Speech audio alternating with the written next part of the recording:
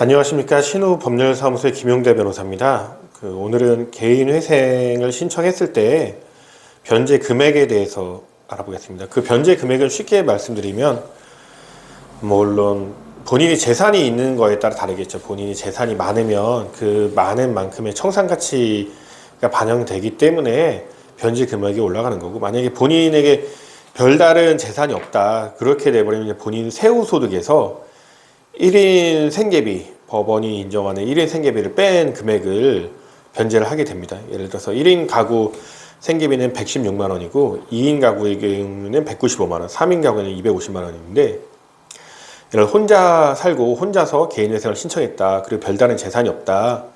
근데 세후소득이 월 평균 200만 원이다. 그러면 116만 원을 뺀 84만 원을 변제하게 되는 거죠.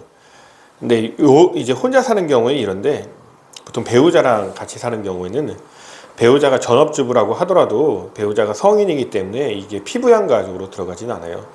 만약에 배우자가 피부양 가족으로 들어가면은 이제 2인 생계비 195만 원을 뺀 나머지 5만 원만 변제하면 좋겠죠. 근데 그렇게 되진 않고 116만 원만 뺀 금액을 변제를 하게 됩니다. 근데 이제 20세 미만, 보통 미성년 자녀가 있는 경우에는 배우자 소득에 따라 달라요. 물론 20세 미만의 자녀가 20세 이상 성년자의 경우에는 당연히 그 피부양 가족으로 들어가기 어렵죠. 특별한 사정이 있지 않은 이상. 근데 미성년자의 경우에는 피부양 가족으로 들어가는데 이제 0.5명만큼만 들어가 주는 거예요. 근데 배우자의 소득이 훨씬 많아요. 내 소득보다 훨씬 많아. 그렇게 돼버리면은, 물론 대체적으로 통상적으로는 배우자의 소득이 내 소득의 70에서 130% 사이다라고 하면은 미성년 자녀가 있으면 0.5명분의 그 생계비를 더 공제를 해주는데, 그 배우자의 소득이 훨씬 많으면 그게 안 되죠. 생계비 공제가 안 되고, 배우자의 소득이 이제 훨씬 적다 그렇게 돼버리면 그 미성년자는 내가 전적으로 양육하는 거기 때문에 2인 생계비를 공제하게 됩니다. 그 다음에 이제 자녀분 말고 이제 부모를 모시는 경우가 있죠. 근데 20세 이상 부모는 원칙적으로 부모를 피부양자로 넣기 위해서는 부모에게 재산이 없어야 돼요.